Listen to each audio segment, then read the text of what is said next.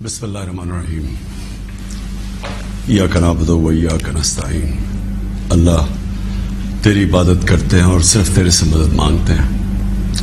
میرے پاکستانیوں، تقریباً 26 سال پہلے جب میں نے تحریک انصاف شروع کی تو اس کے پرنسپلز میں پھر سے آپ کو ریپیٹ کرتا ہوں کیونکہ یہ کبھی 26 سال یہ پرنسپل چینج نہیں ہوئے میرے. ایاک نعبد و ایاک نستعین، خودداری. تحریک کا نام انصاف، اور پھر فلاحی ریاست اور انسانیت. یہ 3 پرنسپلز تھے جو جب سے میں نے یہ پارٹی شروع کی ان 3 پرنسپلز پہ میں چلا ہوں. تو میں 2 کے اوپر آج بات کرنا چاہتا ہوں خاص طور پہ. ایک ہے خودداری اور دوسری انصاف. جو سپریم کورٹ کا فیصلہ آیا، مایوسی ہوئی مجھے، لیکن میں یہ واضح کر دوں کہ سپریم کورٹ اور پاکستان کی عدلیہ کی میں عزت کرتا ہوں. میں نے ایک ہی دفعہ جیل گزاری ہے اور وہ آزاد عدلیہ کی تحریک کے اندر میں جیل میں گیا، کیونکہ یہ میرا ایمان ہے کہ جب تک ایک ملک کے اندر انصاف نہیں ہوتا، کوئی بھی مہذب معاشرہ اس کی بنیاد انصاف پہ ہوتی ہے، اور جو انصاف کے گارڈین ہوتے ہیں وہ آپ کی عدلیہ ہوتی ہے. تو میں یہ کہتے ہوئے مجھے افسوس ہوا. اور افسوس کیوں ہوا میں یہ اپنی قوم کے سامنے واضح کر دوں. جو بھی عدلیہ کا فیصلہ ہم ایکسیپٹ کرتے ہیں، افسوس اس لیے ہوا کہ جو ڈپٹی اسپیکر نے جو اسمبلی پروگ کی تھی اس کی وجہ کیا تھی؟ اس کی وجہ یہ تھی آرٹیکل 5، یعنی کہ بیرونی مداخلت ہوئی تھی پاکستان کے عدم اعتماد میں. تو میں یہ چاہتا تھا کہ سپریم کورٹ کم از کم اس کو دیکھتا تو صحیح. یہ بڑا سیریس الزام ہے کہ ایک باہر سے ملک آپ کے اندر ایک پوری سازش کر کے ایک گورنمنٹ کو اس کے خلاف سازش کر کے اس کو گراتا ہے. تو اس کی یہ اتنا سیریس ایلیگیشن تھی کہ میں چاہتا تھا کہ اس کی کوئی پروب ہو. کم از کم سپریم کورٹ وہ جو مراسلہ ہے، جو ڈاکیومنٹ ہے، کم از کم اس کو بلا کے دیکھ تو لیتا کہ کیا یہ جو ہم کہہ رہے ہیں کہ یہ اتنی بڑی سازش ہے اور ریجیم چینج کی کوشش ہے، کیا ہم سچ بول رہے ہیں یا نہیں بول رہے ہیں. تو مجھے تھوڑی سی مایوسی ہوئی کیونکہ یہ اتنا بڑا ایشو ہے اور اس کے اوپر کوئی سپریم کورٹ میں بات نہیں ہوئی. اور دوسرا مجھے افسوس یہ ہوا کہ اتنی جلدی جتنا فیصلہ آیا، جو 63A یعنی کہ جو کھلے عام ہارس ٹریڈنگ ہو رہی ہے، پولیٹیشنز کے زمین خریدے جا رہے ہیں، بھیڑ بکریوں کی طرح ان کو بند کیا جا رہا ہے ہوٹلز میں اور ان کی قیمتیں لگائی جا رہی ہیں. سوشل میڈیا کا زمانہ ہے، بچے کو پتا ہے کس قیمت کے اوپر اپنے زمین بیچ رہے ہیں. کون سی جمہوریت ہے یہ؟ کون سی دنیا کی جمہوریت میں اس چیز کی اجازت دی جاتی ہے؟ اور جو سب سے بڑا انصاف کا فورم ہے عدلیہ، اس سے ہم ایکسپیکٹ کرتے تھے کہ کم از کم اس کے اوپر اور کچھ نہیں تو سو موٹا ایکشن لے، کیونکہ یہ تو ایک مذاق بن گیا ہے پاکستان کی ڈیموکریسی کا. کیونکہ یہ تو کہیں اتنے کھلے عام تو میرے خیال میں بنانا ریپبلکس میں بھی نہیں سیاستدان نہیں بکتے جو یہ بک رہے تھے اور بک رہے ہیں. اور وہ دیکھیں ابھی جو پنجاب میں ہو رہا ہے، کبھی وہ اواری کے اندر لوگ بند ہیں جناب، ان کو نکل رہا ہے گارڈز. تو یہ تو کوئی جمہوریت نہیں ہے. لیکن اس سے جو سب سے تکلیف دہ چیز ہے کہ دیکھیں ایک قوم جس کی 60% سے زیادہ آبادی 30 سال کی عمر سے کم ہے، یہ ہماری یوتھ ہے، یہ ہمارا فیوچر ہے. اور فیوچر کو آپ اگر گائیڈ نہیں کریں گے، ان کی تربیت نہیں کریں گے، ان کی اخلاقیات کو اٹھائیں گے نہیں، اس طرح کی چیزیں کریں گے، تو وہ بھی یہ سمجھیں گے کہ اگر ملک کے جو لیڈرشپ ہے، یہ ریپرزینٹیٹیوز ہیں، یہ اگر رشوت دے کے لوگوں کو خرید رہے ہیں، کوئی بک رہا ہے کوئی خرید رہا ہے، تو ان کی ہم کیا مثال پیدا کر رہے ہیں؟ یعنی یہ کس طرف جا رہا ہے پاکستان. اور یہ پہلے بھی یہی شریف برادران نے شروع کی تھی چانگا مانگا، آج سے کوئی 30-32 سال پہلے. یہ تب شروع ہوا تھا یہ بھیڑ بکریوں کی طرح سیاستدان کو خریدنا. اور تب سے سیاست اور نیچے گئی ہے کہ جیسے لوگوں کو یہ پتا چلا کہ یہ بک رہے ہیں, لوگوں سے ووٹ لے کے آ رہے ہیں کہ ہم آپ کی بڑی خدمت کریں گے, وہاں جا کے لوگوں کی ووٹ لے کے اپنے ضمیر بیچ رہے ہیں, اور پھر ریزرو سیٹس والے بک رہے ہیں. ریزرو سیٹس تو ایک تحفہ دیتی ہے ایک پارٹی کسی کو, وہ بکے ہوئے ہیں, وہ کھلے عام بک کے اور وہ دوسری طرف گئے ہوئے. تو میں صرف ایک اب ایز اے پاکستانی بات کر رہا ہوں کہ جو ایک خواب دیکھتا تھا اور شروع سے کہ ایک بڑا ہمارا عظیم ملک بنے گا, اور میری یہ کبھی خواب نہیں گئی میرے سے, میرا یہ بلیف ہے کہ اس ملک نے بڑا ایک عظیم ملک بننا ہے, اور یہ ایک سٹرگل ہے اس طرف جانے کے لیے. لیکن یہ بہت بڑا دھچکا لگتا ہے اس سٹرگل کو جب آپ یہ تماشا دیکھ رہے ہیں. تو دونوں چیزیں بڑی سیریس ہیں ملک کے مستقبل کے لیے. تو میں صرف میری مایوسی یہاں تک ہے, ہم نے عدلیہ کا فیصلہ تسلیم کیا, لیکن میں اس میں ضرور مایوس ہوں کہ اوپنلی جب یہ چیزیں ہو رہی ہیں پاکستان میں, اس کے لیے کوئی سیریسنس نہیں ہے.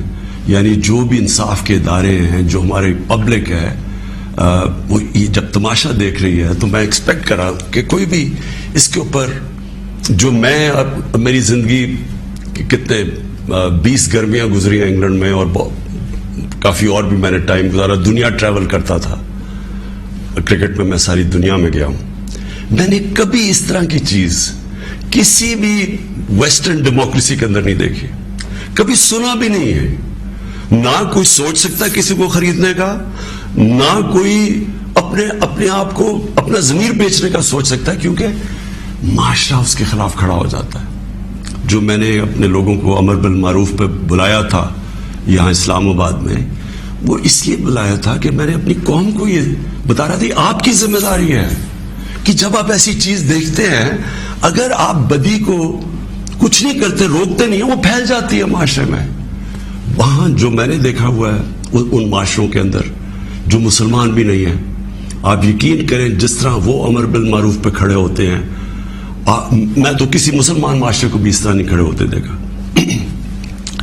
آپ ہمارے بیرون ملک پاکستانی ہیں, کبھی ان سے پوچھے تو صحیح کہ کس طرح وہ معاشرے اچھائی کے ساتھ کھڑے ہوتے ہیں, بدی کے خلاف ہوتے ہیں, حق کے اوپر کھڑے ہوتے ہیں, باطل کے خلاف کھڑا ہو جاتے ہیں, قوم کھڑی ہو جاتی ہے. جب برطانیہ میں 20 لاکھ لوگوں کے ساتھ میں نے بھی مارچ کی آج سے 20 سال پہلے عراق وار کے خلاف, تو برطانیہ کو فائدہ ہو رہا تھا عراق وار سے, وہ تیل کی جنگ تھی, لیکن لوگوں نے نکلے, انہوں نے کہا آپ بڑا غلط کر رہے ہیں, آپ جھوٹ بول رہے ہیں, تو قوم نکلی. یہ زندہ قوم کی نشانی ہے. تو میری آج اپنی قوم سے بھی یہ ہے کہ وہ, اور میں آپ کو بعد میں اس کے اوپر بھی آؤں گا جب میں اپنی تقریر ختم کروں گا کہ آگے ہم نے کرنا کیا ہے, لیکن میں اپنی قوم کو بھی کہتا ہوں کہ اگر آپ اس طرح کی چیز کہ ایک باہر سے سازش ہو کے گورنمنٹ گر رہی ہے اور وہ پلان کر کے پورا ایک پلاٹ ہے جس کے اوپر میں ابھی بعد میں بتاتا ہوں, تو یہ آپ نے اپنے آپ کو بچانا ہے. جو اپنے بچوں کا مستقبل بچانا چاہتا ہے اس ملک میں, آپ اگر اس کے خلاف نہیں کھڑے ہوں گے, کسی نے اور آ کے آپ کو نہیں بچانا, قوم کھڑی ہوتی ہے اس کے اوپر, یہ بدی کے خلاف. اب میں آتا ہوں جی, یہ جو مراسل ہے یہ کیا ہے. پہلے تو یہ سمجھیں اس کو ایک سائفر ایک ہوتا ہے. سائفر کا مطلب کیا ہے؟ سائفر یہ ہوتا ہے کہ ہماری جو ایمبسیز ہوتی ہیں باہر, وہ فورن آفس کو ایک کوڈڈ میسج میں سیکرٹ میسیجنگ کرتی ہیں کہ جو بھی ان کی انٹریکشن دوسرے ملکوں میں ہو رہا ہوتا ہے. وکی لیکس کا آپ کو سنا ہوگا چند سال پہلے, وہ کیا تھا؟ وہ یہی تھا کہ امریکن ایمبسیز جو اپنے سیکرٹ ڈاکیومنٹس بھیج رہی تھی, وہ کسی نے ان کو ایکسپوز کر کے وہ پبلک میں آ گئی, وہ وکی لیکس تھی. تو اسی طرح جو آپ کا یہ جو سائفر میسج آتی ہے یہ ٹاپ سیکرٹ ہوتی ہے. کیوں نہیں میں وہ کاغذ پبلک میں دے سکتا, کیوں نہیں میں میڈیا کو دے سکتا؟ کیونکہ اس کے اوپر کوڈ ہوتی ہے, اور اگر ہم وہ سائفر پبلش کر دیں تو باہر کی دنیا کو پتہ چل جائے گا کہ پاکستان کی کوڈ کیا ہے, لہٰذا ہماری جتنی بھی سیکرٹ انفارمیشن ہے وہ ساری ایکسپوز ہو جائے گی. اس لیے میں یہ پبلک کو نہیں دے سکتا. لیکن آپ یقین کریں کہ میں اتنا میرا دل ہے کہ پبلک یہ خود اپنی آنکھوں سے دیکھے کہ یہ کیا تھا. اب میں آپ کو بتاتا ہوں یہ ہوا کیا. ہوا یہ کہ امریکہ میں جو امبیسڈر تھا اس کی ایک ملاقات ہوئی امریکن آفیشل کے ساتھ. اب امریکن آفیشل جو تھا اس کی بس صرف میں تھوڑی سی بات آپ کو بتاتا ہوں کہ اس نے کہا کیا. اس نے پہلے کہا کہ جی عمران خان کو روس نہیں جانا چاہیے تھا. وہ بڑا اس نے کوشش کی امبیسڈر نے بتانے کے لیے کہ اس کی وجوہات ایک کنسنسس تھا, پہلے سے پلان بنا ہوا تھا, لیکن اس نے کہا نہیں, یہ صرف عمران خان نے فیصلہ کیا. پھر وہ جو کہتا, اور میں یہ چاہتا ہوں آپ قوم ذرا غور سے میری بات سنیں کہ اس نے کہا کیا. اس نے کہا کہ اگر آپ عمران خان کو یہ, اور اس نے کہا ابھی عدم اعتماد درج نہیں ہوا تھا پاکستان میں, اس سے پہلے یہ کہہ رہا ہے, یعنی اسے پتا تھا کہ عدم اعتماد آنے والی ہے. کہتا کہ اگر عمران خان اس میں سے بچ جاتا ہے عدم اعتماد سے تو پاکستان کو بڑا مشکل یعنی کانسیکوینسز فیس کرنے پڑیں گے. تکبر دیکھیں کہ اگر عمران خان یعنی سٹنگ پرائم منسٹر اگر وہ نہیں ہٹتا اس میں سے تو پاکستان کو نقصان ہوگا. اور پھر کہتا لیکن اگر وہ ہار جاتا ہے تو پاکستان کو معاف کر دیا جائے گا. یعنی یہ بھی نہیں اس نے کہا کہ اگر وہ نہیں آتا تو جو بھی دوسرا آئے گا پہلے ہم دیکھیں گے وہ کیا کر رہا ہے پھر ہم اس کو معاف کریں گے. نہیں, اس نے کہا جو بھی آئے گا معاف کر دے گا. یعنی کہ اس کو پتا تھا کہ کس نے آنا ہے, کس نے اچکن سلوائی ہوئی ہے, کون تیاری میں بیٹھا ہوا ہے, اسے سب پتا تھا, تو اس کو معاف کر دیں گے. اب میں آج آپ کے سامنے جو یہ میں اصل میں جو بات کرنا چاہتا ہوں وہ یہ ہے کہ دیکھیں ہم 22 کروڑ لوگ ہیں. 22 کروڑ لوگوں کے لیے کتنی توہین ہے کہ ایک حکم دے رہا ہے 22 کروڑ لوگوں کے الیکٹڈ سربراہ کو, وہ پتہ نہیں وہ کس کو حکم دے رہا ہے, کیونکہ میں تو چیف ایگزیکٹو ہوں, مجھے نہیں دے رہا, وہ کسی کو کہہ رہا ہے کہ اگر یہ آپ کا پرائم منسٹر بچ جاتا ہے تو آپ کو فیس کرنے پڑیں گے کانسیکوینسز. اور پھر کہتا ہے کہ اگر یہ ہٹ گیا تو معاف کر دیں گے ہم آپ کو. میں صرف آپ کو یہ کہنا چاہتا ہوں کہ میرے پاکستانیوں, اگر ہم نے اس طرح ہی زندگی گزارنی ہے تو ہم اپنے آپ سے سوال پوچھیں کہ ہم آزاد ہوئے کیوں تھے, ہم کیوں 23 مارچ کو سیلیبریٹ کرتے ہیں, ہم کیوں جناب 14 اگست کو بڑا جشن بناتے ہیں. اگر ہم نے اسی طرح رہنا ہے کہ باہر سے حکم آ رہا ہے کہ جی آپ نے اگر اس کو نہ ہٹایا, اور پھر ہوتا کیا کہ وہ شروع ہو جاتی ہے, ایک دم ہمارے لوگ جانے شروع ہو جاتے ہیں, ہمارے جو اپنی پارٹی کے ایک دم پتا چلتا ہے جی ان کو ایک دم پتا چلا کہ وہ تو جی تحریک انصاف تو بڑی گورنمنٹ بہت ہی بری ہے, جی عمران خان کی تو ساری برائیاں ان کو پتا چل جاتی, اور وہ سارے ادھر اور ان کو بند کرنا شروع کر دیتے ہیں سندھ ہاؤس میں, اور وہ سارے ایک دم سارا ڈرامہ شروع ہو جاتا ہے. میڈیا کے اندر بھی پیسہ چل رہا ہوتا ہے, میڈیا کی یعنی میڈیا کو بھی شرم نہیں آئی کہ ایک لوگ پارٹی کے ٹکٹ پہ الیکٹ ہو کے دوسری پارٹی میں جا رہے ہیں, سب کو پتا ہے پیسے لے, وہ بھی اس کی سپورٹ کر رہا, بڑا جشن بنایا جا رہا ہے جی وہ گورنمنٹ گر رہی ہے, یعنی جس طرح کوئی بہت بڑا کارنامہ ہو گیا یہ. اور پھر ہمیں آہستہ آہستہ چیزیں پتہ چلنا شروع ہوتی ہیں. پتہ یہ چلتا ہے کہ ان کے ڈپلومیٹس, امریکہ کے ڈپلومیٹس ہمارے لوگوں سے مل رہے ہیں. چند مہینے پہلے ہمارے میرے اپنے 2 آ کے, ایک میرا کے پی کا منسٹر عاطف خان, وہ مجھے بتاتا ہے کہ ہماری شندانہ ہماری ایم این اے ہے, وہ کہتے جی ہمیں امریکن ایمبیسی میں بلا کے انہوں نے باقاعدہ کہا کہ یہ عدم اعتماد آنے لگی ہے عمران خان کے اوپر, اور ان سے بڑی لمبی یعنی چند مہینے پہلے ان کو پتا تھا کہ آ رہی ہے عدم اعتماد.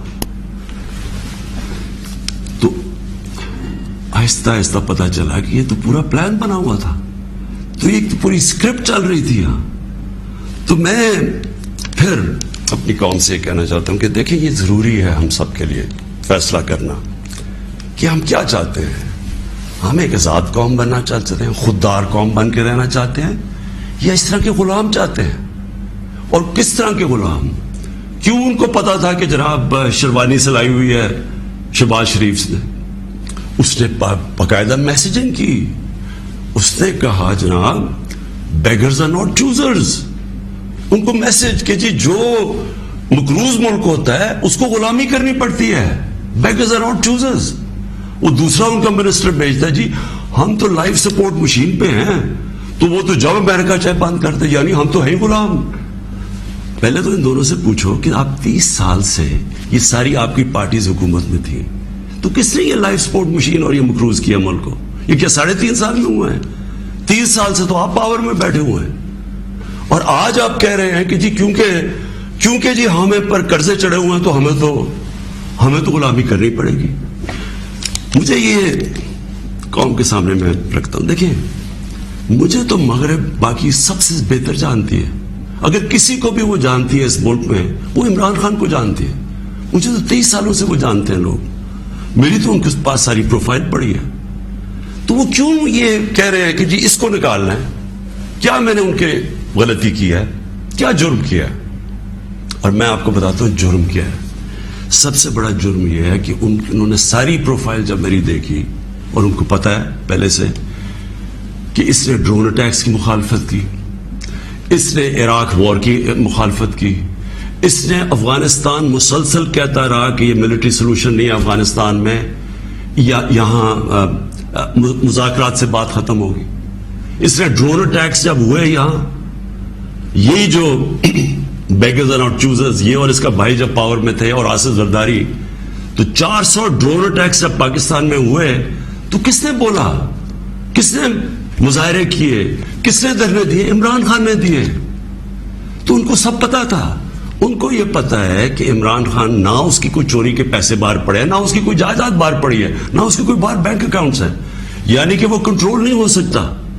تو لہٰذا یہ اس کا قصور ہے کہ کیونکہ وہ ہمارا پتلا نہیں بن سکتا, اس لیے اس کو ہٹانا بڑا ضروری ہے.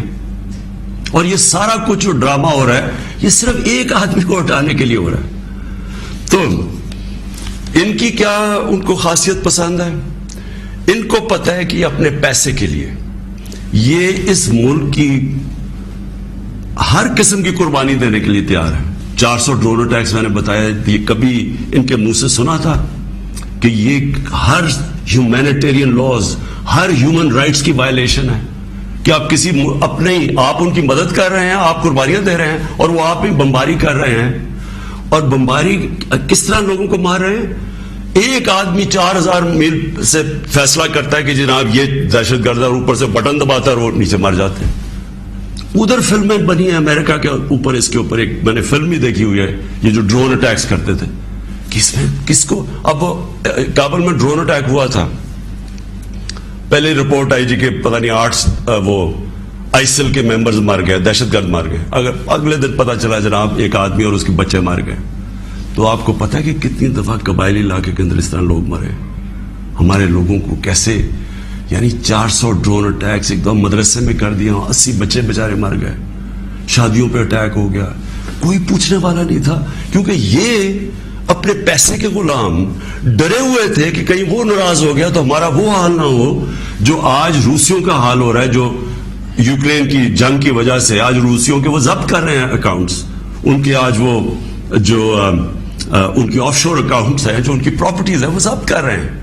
تو یہ تو اس لیے کنٹرولڈ ہے, اور اس لیے وہ چاہ رہے ہیں کہ یہ آ جائیں تاکہ پھر سے پاکستان کو جو وہ فیصلہ کریں ہم وہ کریں. تو میں پھر سے اپنی قوم کو کہتا ہوں, ہمیں یہ فیصلہ کرنا ہے کہ ہمیں کس طرح کا پاکستان چاہیے. میں آپ کو آج مجھے افسوس اور تکلیف بھی ہوتی ہے کہتے ہوئے, ہمارے ساتھ ہی ہندوستان آزاد ہوا تھا. میں ہندوستان بھی باقیوں سے بہت بہتر جانتا ہوں, میری دوستیاں بھی تھیں, کرکٹ کی وجہ سے بڑا مجھے رسپیکٹ بھی ملا, پیار ملا. میری لوگوں سے وہاں واقفیت بھی بڑی ہے. مجھے بڑا افسوس ہے کہ یہ صرف ایک RSS کی آئیڈیالوجی کی وجہ سے, اور یہ جو کشمیر میں انہوں نے کیا ہے اس کی وجہ سے ہمارے تعلقات نہیں ہیں. لیکن میں آپ کو یہ کہہ دوں کہ وہ ایک بڑے خوددار قوم ہے. کبھی کسی کی جرت نہیں ہے کہ وہاں اس طرح کی بات کریں. کسی سپر پاور کی جرت نہیں ہے کہ وہاں یہ بھی تصور کر دے کہ جناب وہ یہی کہہ دیں کہ جناب اپنے فورن ریلیشن میں وہ کہیں جو ہم کہہ رہے ہیں. اب دیکھ رہے ہیں وہ روسیوں سے حالانکہ ساری سینکشنز لگی ہوئی ہیں, وہ کہہ رہے ہیں جی ہم تیل امپورٹ کرتے ہیں, ہمارے لوگوں کی بہتری ہے. تو عمران خان کا بھی یہی پرابلم ہے. میں یہ کہتا ہوں کہ کسی سے ہماری لڑائی نہیں ہے, نہ میں کسی کا اینٹی ہوں نہ کسی ملک کا اینٹی ہوں. میں صرف یہ کہتا ہوں کہ جو میرے لوگوں کے فائدے کے لیے پہلی چیز وہ ہے میرے 22 کروڑ لوگوں کے لیے, اس کے بعد میں دنیا کی باقی چیزیں ماننے کے لیے تیار ہوں. لیکن میں اپنے لوگوں کو قربان نہیں کر سکتا کسی اور قوم کی خاطر جو ہم نے وار آن ٹیرر میں کیا ہے. 80,000 اپنے لوگ ہم نے مروائے, ملک تباہ کروا دیا. کوئی پوچھے ابھی قبائلی علاقے میں, کبھی لوگوں سے تو پوچھے ان کے اوپر گزری کیا تھی. 35 لاکھ لوگوں کی نقل مکانی کی. کبھی کسی نے اسیس کیا کہ وہ ساری جنگ میں ہم جو گئے ہیں, کبھی کوئی کمیشن بیٹھی ہے وہ یہ بتایا کہ ہمیں ملا کیا ہے. میں آپ کو بتاتا ہوں, ہمارے یہاں جو صاحب اقتدار ہے وہ ڈالرز کے لیے میں آپ کو کہہ رہا ہوں ہمیں جنگوں کے اندر پھنسا دیتے ہیں. ہم جب سوویت یونین کے خلاف جو ہم فرنٹ لائن سٹیٹ بن گئے تھے, اگر ہم ڈالر امریکہ سے ایڈ لیے بغیر کرتے تو وہ بہت اچھی چیز تھی. ہم پھر اپنے بھائیوں کے لیے, افغانستانوں کی آزادی کے لیے مدد کر رہے تھے. لیکن جب ہم کہہ رہے ہیں کہ جی یہ پینٹس ہے, ہمیں اتنے پیسے چاہیے, پیسے لے کے جب آپ کسی کے ساتھ شرکت کرتے ہیں وہ آپ کی عزت نہیں کرتے. جیسی وہ ہم افغانستان کا وہ روسی جب وہاں سے گئے 2 سال کے بعد پاکستان کے اوپر سینکشنز لگ گئی. کسی نے نہیں پرواہ کی کہ ہم نے کتنی قربانی دی. 5 لاکھ ریفیوجی, 5 ملین 50 لاکھ پاکستان میں ریفیوجیز تھے. کلیشنکوف, سیکٹیرین ٹیررزم, وہ سارا اس کے کسی نے نہیں اپریشیٹ کیا کہ جی پاکستان, بلکہ انہوں نے سینکشن لگا دی کیونکہ وہ ہم نے تو پیسے دے رہے ہیں اس لیے کوئی پرواہ نہیں. وہ پھر 9/11 آیا, پھر ہم ان کے ساتھ چلے گئے اور پھر ہم نے کہا جی ہاں ہم بڑی کوئی جنگ لڑ رہے ہیں. پہلے ہم فورن آکوپیشن کے خلاف جنگ لڑ رہے تھے, اب ہم کہہ رہے ہیں کہ جو فورن آکوپیشن ہے اس کے خلاف جو لڑتا ہے وہ دہشت گرد ہے اپنے ملک کو. تو کتنی پاکستانوں کی ذلت ملی ہمیں اس میں. کبھی آپ اینالائز کریں کہ اس سے ہمیں فائدہ کیا ہوا, نقصان کیا ہوا. مجھے پتا ہے کیا نقصان ہوا, اور مجھے پتا ہے کہ ہمیں اس سے کوئی فائدہ بھی نہیں اور اپریشیٹ بھی نہیں ہوئے, بلکہ وہاں بھی ذلت اٹھانی پڑی. تو میرا پوائنٹ یہ ہے کہ اس ملک نے کبھی یہ فیصلہ کرنا ہے کہ ہماری فورن پالیسی جب تک ہمارے لوگوں کی بہتری کے لیے نہیں ہوگی, ہم نے کوئی قسم کی فورن پالیسی نہیں بنانی. کیونکہ اب ہماری 22 کروڑ لوگ ہیں, ہمیں سب سے زیادہ کوشش کرنی ہے کہ کیسے ہم نے اپنے لوگوں کو غربت سے نکالنا ہے. وہ غربت سے ہم تب نکالیں گے جب ہم کسی کانفلکٹ کا حصہ نہ بنیں, جب ہم امن میں شرکت کریں لیکن جنگ میں کسی کے ساتھ شرکت نہ کریں. اگر کوئی کہے بیسس چاہیے تو نہیں, ہم بیسس دے سکتے کیونکہ ہم پہلے مار کھا چکے ہیں اس پہ. اس لیے وہ مجھے افسوس سے کہنا پڑتا ہے کہ ان کو وہ لوگ پسند ہیں جو کہ ان کی ہر بات مانیں گے, جو کہیں گے کہ بیگرز آر ناٹ چوزرز, جو کہیں گے کہ جی پاکستان لائف سپورٹ مشین پہ تو مدد کرو. ان کو اس طرح کے لوگ چاہیے, یعنی جو پہلے سے گرے ہوئے ہوں گے. وہ کہتے ہیں نا وہ طفل کیا گرے جو گھٹنوں کے بل چلے, جو گھٹنوں کے اوپر بیٹھے وہ ان کو پسند ہے. لیکن میں اپنی یوتھ سے آج کہنا چاہتا ہوں کہ دیکھیں, آپ کا مستقبل آپ کے ہاتھ میں ہے, ملک کی ساورنٹی آپ کے ہاتھ میں ہے. اپنی جمہوریت کو, اس کی حفاظت کون کرتا ہے؟ کوئی فوج نہیں کر سکتی جمہوریت کی حفاظت, کوئی باہر سے فورن پاور نہیں کر سکتی. قوم اپنی جمہوریت کی حفاظت کرتی ہے, قوم اپنی ساورنٹی کی حفاظت کرتی ہے. یہ جو ہماری ساورنٹی کے اوپر اٹیک ہوا ہے, میں آج آپ کو کہہ رہا ہوں, آج آپ اس کے اوپر سٹینڈ نہیں لیں گے, آگے سے یہ ہوا کرے گا کہ جو بھی آئے گا نا پاور میں, جو بھی آئے گا وہ پھر سب سے پہلے دیکھے گا کہ جی آپ کو کوئی سپر پاور تو ناراض نہیں ہو رہی, اور وہ پھر وہی کرے گا جو وہ چاہیں گے, کیونکہ اس کو ڈر ہوگا کہ انہوں نے 5, 10, 15 ارب روپیہ خرچ کرنا اور میری کرسی الٹا دینی ہے. اور وہ انہیں اپنی پاور بچانے کے لیے پھر وہ سارے, جس طرح یہ ہے کہ بیگرز آر ناٹ چوزرز, اسی طرح کے لوگ آئیں گے. کوئی بھی جب تک قوم اپنی لیڈرشپ کے ساتھ نہیں کھڑی ہوگی اور قوم نہیں کہے گی کہ ہم اپنے ملک کو ایک آزاد ملک دیکھنا چاہتے ہیں, ہماری فورن پالیسی ساورن ہونا چاہیے, ہم اپنے ملک کے مفادات کے لیے, اپنی قوم کے لیے, ہمارے جو لوگ ہیں 22 کروڑ لوگ, ان کے فائدے کے لیے فورن پالیسی بنے گی. اور وہ فورن پالیسی وہ ہے جو ہم سب سے اچھے تعلقات رکھیں. ہم امریکہ کو بار بار ان کو سمجھائیں کہ ہم کوئی میں عمران خان اینٹی امریکن نہیں ہے, لیکن ہم نے بڑی بری حالات دیکھے ہوئے ہیں. ہم نے آپ کی ہم کو ٹشو پیپر کی طرح استعمال ہونے والی قوم نہیں ہے کہ آپ استعمال کریں اور پھر پھینک دیں. ہم آپ کے ساتھ جو ایک ورڈ ہوتا ہے میوچلی بینیفٹ، آپ کو بھی جس کا فائدہ ہو ہمیں بھی فائدہ ہو. ون سائیڈڈ ریلیشن شپ کسی سے نہیں چاہیے. اور پھر میں کہتا ہوں ہندوستان کو دیکھ لیں، اتنی کسی کی جرت نہیں، کسی کی جرت تھی کہ اس طرح کی بات کرتے ہیں ہندوستان میں. یورپین یونین کے جب ایمبیسڈرز نے یہاں بالکل پروٹوکول کے خلاف سٹیٹمنٹ دی کہ جی پاکستان کو روس کے خلاف سٹیٹمنٹ دینی چاہیے، کیا وہ ہندوستان میں کہہ سکتے ہیں؟ کیا ان کی جرت ہے ہندوستان میں ایسی سٹیٹمنٹ دیتے ہوئے؟ کیونکہ ہندوستان ایک ساورن ملک ہے اور ہم ساتھ ہی آزاد ہوئے تھے. تو میری اپنی قوم سے یہ ہے کہ دیکھیں آپ نے اپنی ساورنٹی کو پروٹیکٹ کرنا ہے. اور میں نے آخر میں اپنی یوتھ سے جو میں بات کرنا چاہتا تھا کہ دیکھیں میں تو یہ امپورٹڈ گورنمنٹ کو بالکل تسلیم نہیں کروں گا. میں نکلوں گا اپنی قوم کے اندر. میں تو میری تو کوئی باپ پالیٹکس میں نہیں تھا، میرا کوئی رشتہ دار یا کوئی میں پولیٹیکل فیملی سے تو تھا نہیں. میں نے تو شروع کی عوام کے اندر نکل کے 14 سال مذاق اڑتا رہا. تھوڑے سے لوگ تھے میرے ساتھ اور کرتے کرتے اللہ کا کرم ہے کہ ایک دن اللہ نے عوام کے دل میری طرف موڑ دیے اور ایک دم پبلک آنی شروع ہو گئی. اور ابھی جو میں اس کا لاکھ لاکھ شکر ادا کرتا ہوں کہ ابھی جو ہمارا یہ پریڈ گراؤنڈ میں اسلام آباد میں جو جلسہ ہوا، میرے خیال میں ملک کی تاریخ میں اتنی بڑی ایسے پبلک نہیں نکلی. تو میں تو پبلک نے مجھے لے کے آئے ہیں، پبلک کے ساتھ ہی میں نے آنا ہے.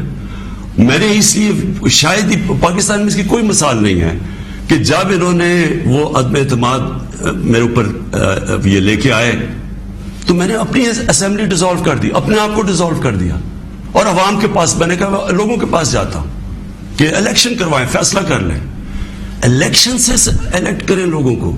یہ کیا طریقے جی پیچھے سے مل کے کوئی باہر سے کانسپریسی پیسے دے کے کوئی ادھر خرید کے اور جناب آپ وزیر اعظم بن گئے؟ یہ کون سی جمہوریت ہے؟ یہ کس جمہوریت کے اندر اس طرح کے وزیر اعظم بنتے ہیں؟ کیا اس کی کریڈیبلٹی رہ گئی ہے؟ اور وہ کیا بنے گی پارلیمنٹ جس کے اندر جو ایک دوسرے کو چور کہتے، سارے ایک دوسرے کو یہ چور کہتے تھے، ساروں نے ایک دوسرے کے اوپر کرپشن کیسز بنائے، سب ایک دوسرے کے اوپر ایسی زبان استعمال کرتے ہیں. 20 سال دیکھ لیں کیا کیا ایک دوسرے کو کہتے ہیں. اب یہ سارا یہ جمگٹا اکٹھا ہو جائے گا اور صرف ایک مسئلہ ہو، کسی طرح بس پاور مل جائے تاکہ پھر سے پہلے جو NRO 1 ملا تھا ان کو ساروں نے انہوں نے مل کے جو چوری کی جنرل مشرف نے انہوں NRO دے دیا. اب یہ NRO 2 ہوگا، آتے ساتھ ہی پاور. اچھا کیوں نہیں عوام کے پاس گئے؟ انہوں نے کہا 3.5 سال کہ جناب یہاں تو بڑی نااہل حکومت ہے، یہ ایسے ہے، لوگوں میں جائیں گے وہ انڈے ماریں گے. تو ہم تو کہہ رہے ہیں لوگوں میں آؤ، اور اب یہ پوری کو اب بھاگ رہے ہیں لوگوں کے اندر. کیوں یہ بھاگ رہے ہیں؟ کیونکہ ان کا مقصد کوئی عوام کی پالیٹکس نہیں ہے. ان کا مقصد صرف یہ ہے کہ وہاں اسمبلی میں آئیں. سب سے پہلا یہ کام میں آج آپ کو کہہ رہا ہوں اور میری قوم آپ کو اس کے اوپر نظر رکھنی ہے کیونکہ یہ آپ کا پیسہ چوری ہوا ہے.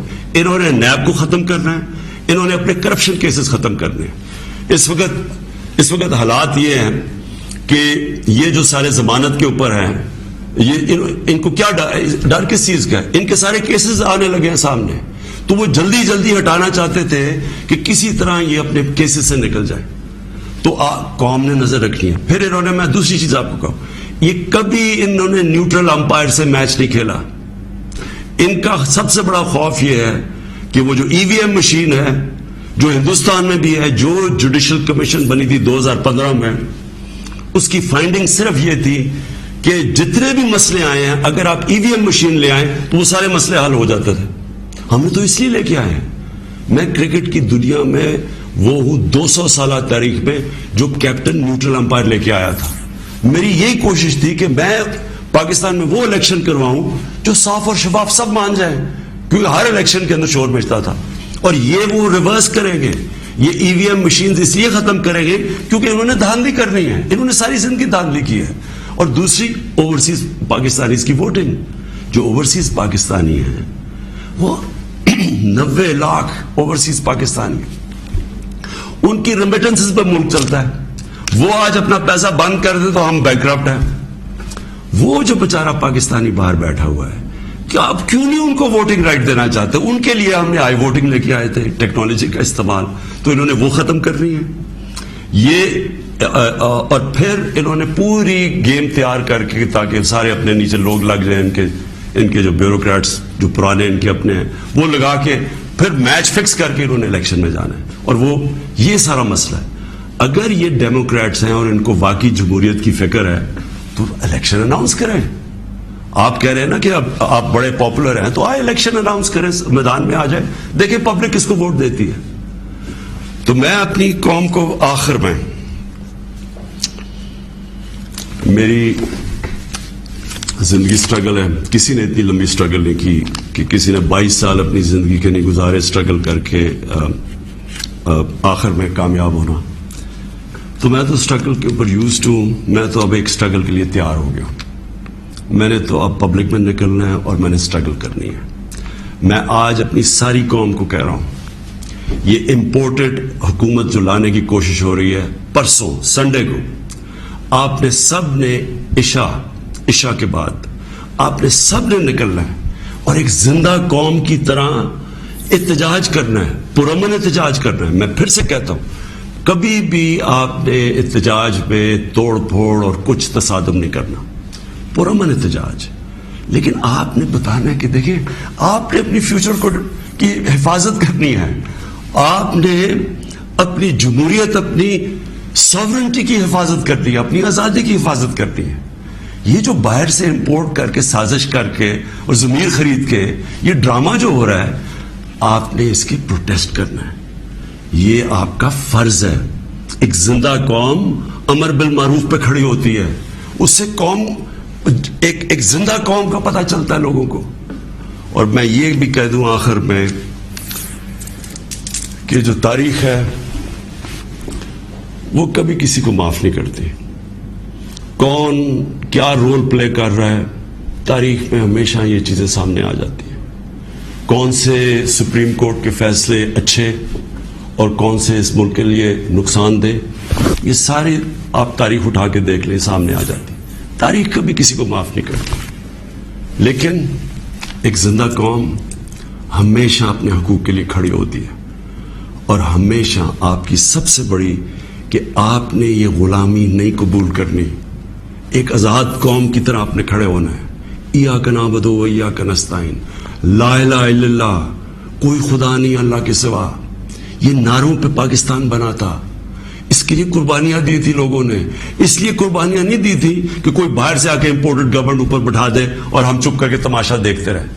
یہ اس لیے نہیں لوگوں کو, اس لیے وہ ہندوستان میں جو بیچارے مسلمانوں کے اوپر آج کل اتنے برے حالات ہیں, وہ انہوں نے بھی ووٹ دی تھی پاکستان کے لیے. انہوں نے اس لیے نہیں دی تھی کہ ہم آ کے ایک امپورٹڈ گورنمنٹ کے نیچے ہم بیٹھ جائیں اور ہم جی حضوری کریں اور ہم کہیں جی ہم تو بیگرز آر ناٹ چوزرز. اس لیے نہیں پاکستان بنا تھا. تو آپ نے وہ پاکستان کی خواب کے لیے پرسوں سب نے آپ نے نکلنا ہے, عشاء کے بعد پرامن احتجاج کرنا ہے. اور میں اب آپ کے ساتھ ہوں گا, میں آپ کے ساتھ پوری سٹرگل کروں گا. میں کسی صورت تسلیم نہیں کروں گا کہ کسی قسم کی امپورٹڈ گورنمنٹ اس ملک کے اوپر مسلط کی جائے. پاکستان پائندہ باد.